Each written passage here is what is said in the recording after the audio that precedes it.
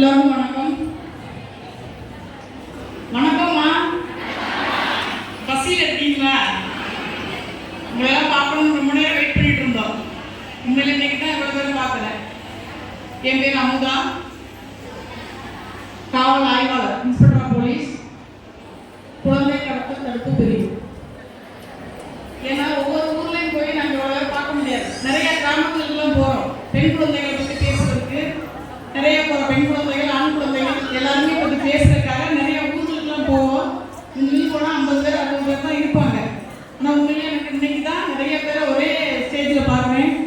பார்க்கும்போது நம்மளால ஒரு 2 கருத்துக்கள் சொல்லும்போது உங்களுக்கு அது பயன்படுற மாதிரி இருக்குங்கிற ஒரு சின்ன ஆசை தான். ஒன்றும் இல்லை, இப்போ நிறையா நீங்கள்லாம் பேப்பரில், டிவி, நியூஸ்லாம் பார்ப்பீங்க. பெண் குழந்தைகள்லாம் எவ்வளவுக்கு பாதிக்கப்படுறாங்க அப்படிங்கிறது உங்களுக்கு தெரியும். அறியாமையிலையும் பாதிக்கப்படுறாங்க. 16 வயசு 17 வயசுலாம் சும்மா அந்த செல்ஃபோனில் வர்ற அந்த இன்ஸ்டாகிராம், ஃபேஸ்புக்கு இதெல்லாம் பார்த்துட்டு என்னன்னே தெரியாமல் லிட்டில் பூச்சி மாதிரி போயிருக்குது. அதாவது 15 வருஷம் 16 வருஷமாக வளர்த்த அம்மா அப்பாவை கூட நினைக்க மாட்டேங்கிறாங்க. அந்த ஒரு செகண்ட் அந்த ஃபோனில் பேசுகிறது, அங்கிட்ட இருந்து பேசுகிறவங்களுடைய ஒரு அட்ராக்ஷனில் என்ன நடக்கும் அடுத்து அப்படின்னு தெரியாமையே நிறைய பார்த்துருக்கீங்கல்ல ஊர்களெல்லாம். 18 வயசானாலுமே நாங்கள் மேஜர்னு சொல்லிட்டு அப்பா அம்மாக்கிட்ட கேட்காம கூட யாருக்கு நம்பி போகிறோம், அவர் எப்படி ஆள், அவர் கடைசி வரைக்கும் நம்ம வச்சு பார்ப்பாங்க அப்படிங்கிற எந்த ஒரு முன்னெச்சரிக்கையும் இல்லாமல் நிறைய குழந்தைகள் இப்போ பாதிக்கப்படுறாங்க. நிறைய நாங்கள்லாம் இந்த மகளிர்காலத்தில் இருக்கையெல்லாம் பார்ப்போம். திடீர்னு வருவாங்க கல்யாணம் பண்ணிட்டு. ஆனால் ஒரு குழந்தையா இருக்கும், வீட்டுக்கு ஒரே ஒரு பொண்ணாக தான் இருக்கும். ஒரு பையனாக இருப்பான். அவ்வளோ கஷ்டப்பட்டு படிக்க வச்சுருப்பாங்க தாய் தந்தை. எதையுமே நினைக்க மாட்டாங்க, இந்த பொண்ணு எப்படி, இந்த பொண்ணு அந்த பையன் எப்படி இருப்பான், நம்மளை வச்சு காப்பாற்ற முடியுமா. ஒரு அம்மா 2 பவுன் 3 பவுனில் ஒரு செயினை போட்டு வச்சுருக்கோம். இதை கொண்டே எத்தனை நாளைக்கு விற்று செலவழிக்க முடியும். அவர் என்ன பெரிய அதிகாரியாக கூட்டிகிட்டு போயிருப்பாரு. அதுவும் கொஞ்சம் போனால் காலேஜ் முடிச்சிருப்பான். அந்த வயசுல தான் போகுது. அப்போ அவங்களுடைய வாழ்க்கை தரமே போயிடும். அங்கே போய் ஒரு 4 நாளைக்கு இது போட்டிருக்க அந்த நகை நட்டை வச்சு விற்றுட்டு ஒரு 4 நாளைக்கு குடும்பம் நடத்துவார். அடுத்து 2 பேருக்குமே பிரச்சனை வந்துடும். நம்மளும் என்ன பண்ணுவோம், ஒரு ஆதங்கத்தில் நீ எனக்கு பிள்ளையே இல்லை, 2 அப்பா அம்மா விட்டுட்டு போயிடுவாங்க. அப்போ அந்த குழந்தைகளுடைய மனநிலையை நினைச்சு பாருங்க. தாய் தந்தையை விட்டுட்டு எவ்வளோ ஒருத்தரை நம்பி போய் அவங்க படுற கஷ்டம் நிறைய வர்றாங்க.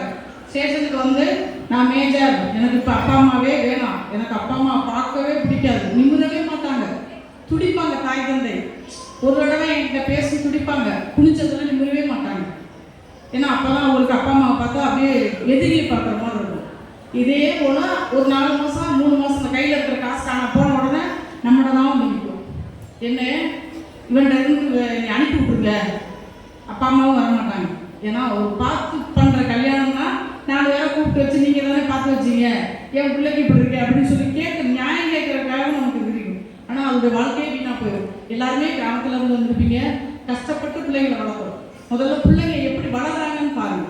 நம்ம பிள்ளை காலேஜுக்கு கரெக்டாக போகுதா, நம்ம குழந்தை ஸ்கூலுக்கு கரெக்டாக போகுதா, அது யாரோடலாம் ஃப்ரெண்ட்ஷிப் வச்சுருக்கு, காலையில் வேனில் போகிற பிள்ளை கரெக்டாக ஸ்கூல் போகுதா, ஸ்கூலில் இருந்து நம்ம பிள்ளை கரெக்டாக வீட்டுக்கு வருதா, இடையில யாருக்கிட்டையெல்லாம் அது பேசுது. ஒரு மொபைல் ஃபோன் வச்சு ரொம்ப நேரம் நம்ம பொண்ணு பார்க்குது, உள்ள பையன் பார்க்குறான், அவன் என்ன பார்க்குறான் அப்படிங்கிறத நம்ம பார்க்கணும். ஒரு இன்ஸ்டாகிராமில் பழகிட்டு யாருமே தெரியாமல் இங்கேருந்து பையன் தூக்கிட்டு பாண்டிச்சேரி வரைக்கும் போகிறாங்க 13 14 வயசுல. அப்போ நம்ம குழந்தை வளர பார்க்கணும். நம்ம பார்க்குறதே இல்லை. காலையில் 8 மணிக்கு ஸ்கூல் போன பின்னாடி நைட்டுக்கு வந்து அதுக்கிட்ட நம்ம பேசுகிறதே இல்லை. பேச்சு குறைஞ்சி போச்சு. அதுவும் வரவொடனே ஃபோன் எடுத்து தனியாக போயிடுது. நம்மளும் வந்தோடனே சாப்பாடு, சமையல், அதோட 2 சீரியல், அதோட தூக்கம். அப்போ அந்த குழந்தை என்ன இருக்குன்னு கூட நம்மகிட்ட சொல்லாது.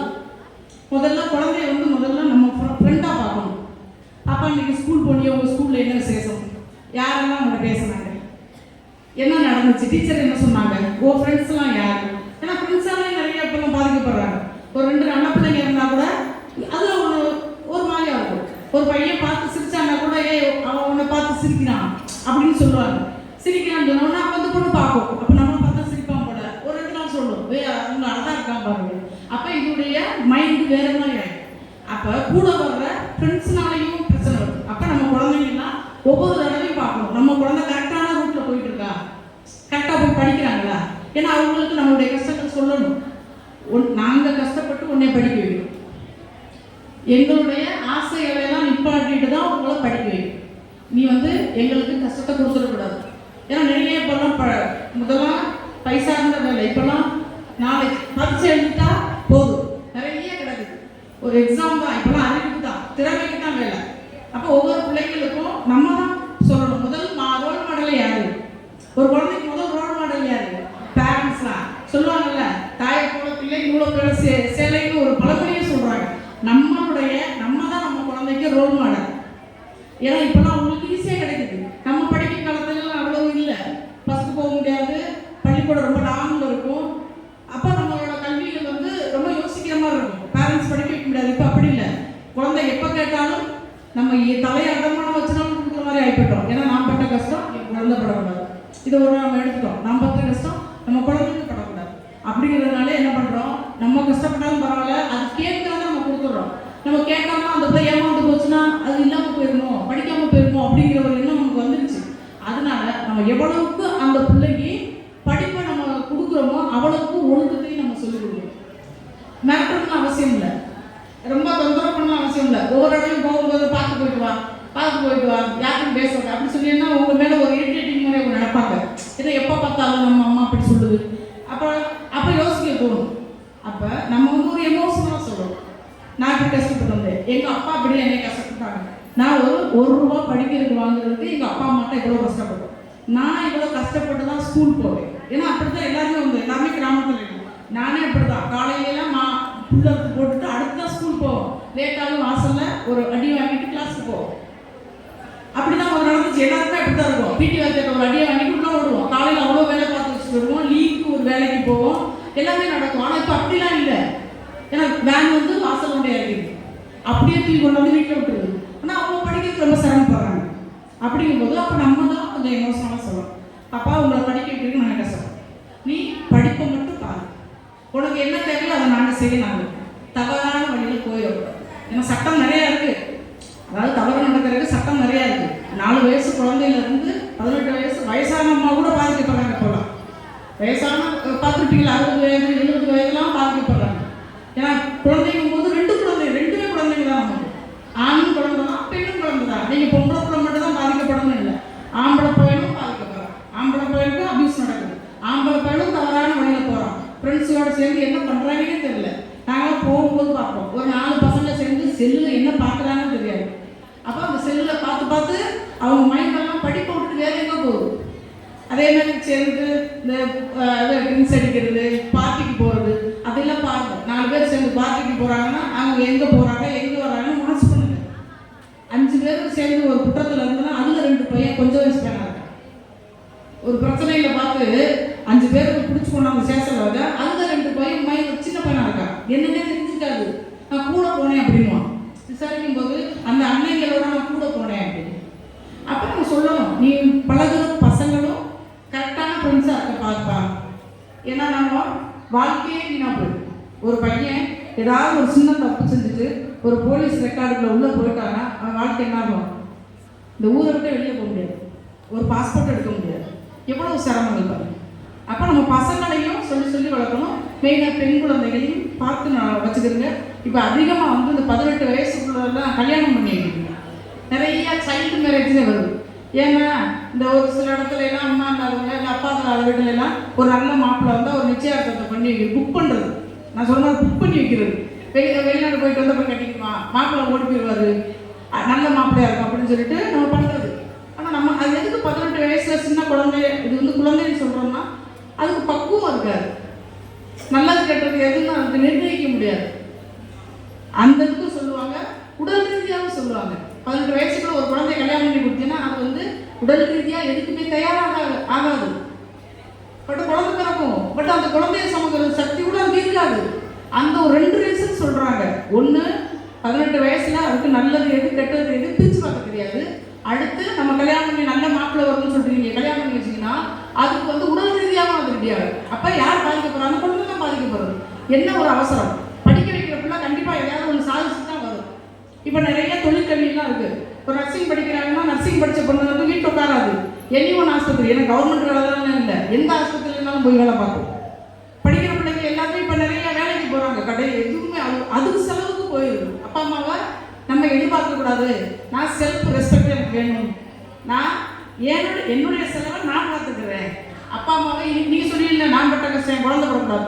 அதே மாதிரி இனிமேல் எங்கள் அம்மாவை நான் கஷ்டப்படுத்தக்கூடாது, எங்கள் அப்பாவை கஷ்டப்படக்கூடாது. என்னுடைய படிப்புக்கு நான் ஒரு வேலை பார்த்துக்கிறேன். இப்போ நிறைய பிள்ளைங்கள்லாம் ரொம்ப திறமையாக வர்றாங்க. நம்ம படிக்கிற மாதிரிலாம் இல்லை. மக்கள் பண்ணிக்கிட்டு படிக்கிறது ஐயோ குதி படிச்சு படிச்சதுலாம் இல்லை. இப்போ அவங்களாம் அட்வான்ஸாக போயிட்டாங்க.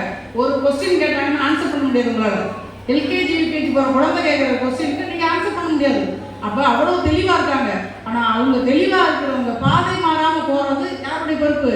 நம்ம பொறுப்பு. நம்ம டீச்சர்டையும் பேசணும். என் குழந்தை வருது எப்படி படிக்கிறான். அதே மாதிரி எல்லா தாய்மார்களுக்கும் ஒன்று சொல்கிறேன், ஒவ்வொரு குழந்தைகளும் பெரிய பொண்ணான பின்னாடி மாதம் ஒரு தடவை நமக்கு உடல் ரீதியாக வரும். அதெல்லாம் இருக்கா நம்ம குழந்தை அதெல்லாம் ஃபாலோ பண்ணுது. ஏன்னா நம்மளாம் சில நேரங்களில் நான் 20 வருஷம் சர்வீஸ் ஆயிடுச்சு. ஒரு குழந்தை பாதிக்கப்பட்டு வரும்போது அந்த குழந்தைக்கு நானும் தாயாகவே நின்று யோசிப்பேன். ஏன்னா எனக்கு 2 குழந்தைங்க இருக்காங்க. அப்போ ஒரு குழந்தை பாதிக்கப்பட்டு என் ஸ்டேஷனில் வரும்போது அந்த குழந்தையோட தாய் மட்டும் அது மட்டும் இல்லை, நானும் ஒரு தாயாக அழுதுருக்கேன். நிறைய மாதமாக வந்து நிற்பாங்க. அந்த தாய் நிறைய மாதம் வரைக்கும் பார்க்கல அந்த குழந்தை அம்மாவை. அப்போ இதையெல்லாம் அது கவனிச்சிருந்துச்சுன்னா ஸ்டார்டிங்கில் அதை நிப்பாடு. அதைத்தான் நான் சொல்கிறேன். பெண்கள் மாதம் நம்ம குழந்தைங்க இதெல்லாம் பண்ணுதா, ஏன்னா நம்ம தானே வாங்கி கொடுக்கணும். அப்போ இதெல்லாம் எடுத்துக்காங்க நம்ம தான் பார்க்கணும். இதில் நமக்கு ஒன்றும் இல்லை, நம்ம பெற்ற குழந்தை தானே. கடைசி வரை அது பேரம் பேத்தி எடுத்தால் கூட அது நமக்கு குழந்தை தான், நம்ம பொண்ணு தான். நம்ம பொண்ணு கூட சொல்லலாம், நம்மளுடைய குழந்தை. அதனால் ஒவ்வொரு பெண் குழந்தையும் சரி, ஆண் குழந்தையும் சரி. ஆண் குழந்தையும் ஒரு வழியான தவறான பாதையில் போகிறாங்க. போதை, இதே மாதிரி ஒரு ஒரு பொண்ணை கூட்டு போகிறது, எல்லாம் இதையும் பார்க்கணும். அதே மாதிரி அதிக எக்ஸ்ட்ரா பெண் குழந்தையும் பார்க்கணும்.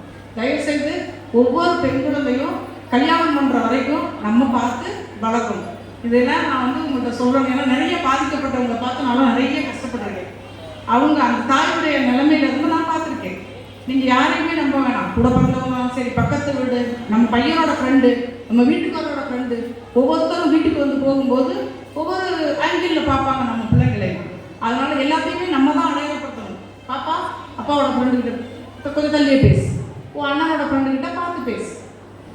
ஏன்னா ஒரு தடவை பேசிட்டா அந்த குழந்தை சிரிக்க ஆரம்பிச்சிச்சுன்னா அடுத்த தடவை பேசும்போது சிரிச்சிச்சுன்னா கண்டிப்பாக ஏதோ ஒன்று நம்ம பேசினா அந்த பிள்ளை வந்து அக்செப்ட் பண்ணுது, நம்ம பேசுகிறத அதை ரசிக்குது. அப்போ நம்ம கண்டினியூ பண்ணலாம் இந்த பிள்ளைகிட்ட அப்படிங்கிற ஒரு மைண்டுக்கு வந்துடுவான். அது யாராக வேணாலும் இருக்கலாம். நம்ம மயனோட ஃப்ரெண்டாக இருக்கலாம், அப்பாவோட தோழராக இருக்கலாம். ஏன்னா ஒவ்வொரு தடவையும் குற்றங்கள் நடக்கிறது வந்து வெளியூர்ல இருந்துலாம் வருது, பக்கத்துலேயே தான் இருக்காங்க. அப்படிங்கும்போது நம்ம குழந்தை ஒவ்வொரு ஸ்டெப்பும் எடுத்து வைக்கும்போது அம்மா தாய் தந்தையாகிய நம்ம தான் கரெக்டான இடத்துல அது போகுதாங்கிறத பார்க்கணும். அதனால் நிறையா தாய்மார்கள் இருக்கீங்க. எல்லாருமே இன்னையிலேருந்து போய் நம்ம குழந்தை எப்படிலாம் போகுது, நம்ம குழந்தை போய் கரெக்டாக ஸ்கூலில் போயிட்டு ஸ்கூல் வருதா, படிக்குதா அப்படிங்கிற ஒரு இதாகவே எடுத்துக்கணும். ஏன்னா எல்லாரும் நிறைய கஷ்டப்பட்டு வந்திருக்கோம். இதையெல்லாம் நான் உண்மையில் இன்னைக்கு நிறையா பேர் இருக்கும்போது எனக்கு சந்தோஷம். உடல் சரியில்லைன்னு வந்தேன், இருந்தாலும் பார்த்துட்டு போயிடணுன்ற ஒரு முடிவோடு வந்திருக்கோம். உண்மையில இதே மாதிரி எல்லாருமே ஆண்ட்ராய்டு ஃபோன் வச்சுருக்கோம். அந்த ஃபோன் இல்லாதவங்க யாருமே இல்லை. வீட்டுக்கு போய் உங்கள் குழந்தைகிட்ட கொடுத்து அந்த ப்ளே ஸ்டோர்னு ஒன்று இருக்குல்ல, கொஞ்சம் விவரம் தெரிஞ்சவங்க அவங்கள்ட்ட சொல்லிக் கொடுங்க. ப்ளே ஸ்டோர்னு ஒன்று போய் காவல் உதவின்னு ஒரு ஆப் இருக்கும். நம்ம நிறைய ஆப் ஓப்பன் பண்ணி வச்சுருக்கோம். காவல் உதவின்னு ஒரு ஆப் இருக்கும். அதை நம்ம வந்து டச் பண்ணோம்னா நம்மளுடைய பேர் அட்ரஸ் கேட்கும். ஏன்னா பெண்களுக்கு தான் நம்ம அது முக்கியம். ஏன்னா தனியாக போவோம், ஏதாவது ஒருத்தர் சந்தேகப்படும்படியாக வருவான். அப்போ நமக்கு இது யூஸ் ஆகும். ஒருத்தர் வந்து கையில் அப்படி அத்துக்கிட்டு தான் ஓடணும்னு அவசியம் இல்லை. பின்னாடி தனியாக போகும்போது ஒருத்தர் அப்போ ஒவ்வொரு இடத்துலையும் அது நமக்கு தேவைப்படும். அப்போ அதில் போன உடனே இன்னொரு 2 நம்பர் கேட்கும். நம்ம ஆபத்தில் இருக்கும்போது யார் கூப்பிட்டா உடனே வருவாங்களோ, நம்ம அண்ணனாக இருக்கலாம், தம்பியாக இருக்கலாம், வீட்டுக்காரராக இருக்கலாம், அந்த 2 நம்பரை அதை கொடுக்கணும். அது கேட்கும். செல்லில் ஒவ்வொன்றா கேட்டுகிட்டே இருக்கும்போது நீங்கள் அலோவ் பண்ணிகிட்டே வாங்க. முடித்த பின்னாடி இது மாதிரி ஒன்று ஓப்பன் ஆகும். காவல் உதவின்னு ஒன்று வரும். நம்ம என்னமே ஒரு பிரச்சனை தெரிஞ்சோ அந்த இடத்துல நீங்கள் எடுத்துக்கிட்டு ஐயோ நம்பர் 10 நம்பர் போடணுமே அப்படிலாம் தேவையில்லை. டக்குன்னு நீங்கள் டச் பண்ணீங்கன்னா கண்ட்ரோல் ரூமுக்கு உங்களுடைய லொக்கேஷன் தெரியும். இப்போ இந்த இடத்துல போகையில் உங்களுக்கு ஒரு பிரச்சனைனா நியர் போலீஸ் ஸ்டேஷன் கேட்கிறேன். அப்போ கேணிக்கரை, அடுத்து ஒரு 2 நம்பர் கொடுத்துருப்பீங்க இருக்குல்ல, அந்த 2 நம்பருக்கும் போயிடும். அப்போ அங்கே சொல்லுவாங்க இந்த ஃபோனில் உள்ளவங்க இந்த இடத்துல இந்த பிரச்சனையில் இருக்காங்க அப்படின்னு சொன்னால் அந்த 2 பேரும் வந்துடுவாங்க. அடுத்த செகண்ட் போலீஸ் வந்து. அப்போ இதை கொஞ்சம் நீங்கள் எல்லாருமே ஆப்பை ஓப்பன் பண்ணிக்கோங்க. எல்லாருமே படித்தவங்க நிறையா இருக்கிறீங்க. அதனால் ரொம்ப இவ்வளோ நேரம் எங்களுக்காக வெயிட் பண்ணி இவ்வளோ தாய்மார்கள் இருந்ததுக்கு ரொம்ப நன்றி. நன்றி. தேங்க்யூ. மேடம் பேசியிருப்பாங்க. எல்லாருமே கொஞ்சம் வீட்டில் போய் இல்லை இப்போவே ஃபோன் வச்சுருந்தா கூட இந்த ப்ளே ஸ்டோரில் அந்த ஆப் இன்ஸ்டால் பண்ணிக்கோங்க. அது எப்படி யூஸ் பண்ணுறது கூட மேடம் இருக்காங்க. இப்போவே இன்ஸ்டால் பண்ண கூட எப்படி யூஸ் பண்ணுறது கூட நீங்கள் கேட்டுட்டு போங்க. சரிங்களா? இப்போ வந்து ஒவ்வொரு வட்டாரமாக சாப்பிட கூட்டிகிட்டு போயிட்டு இருக்காங்க. அவங்க பணியாளர் 2 எஃப்எஸ்ஸே வந்து கூப்பிடுவாங்க. அதுபடி போங்க. எல்லாருமே எந்திரிக்காதுங்க. தயவு செய்து உட்காந்துருங்க. கூட்டமாக போனால்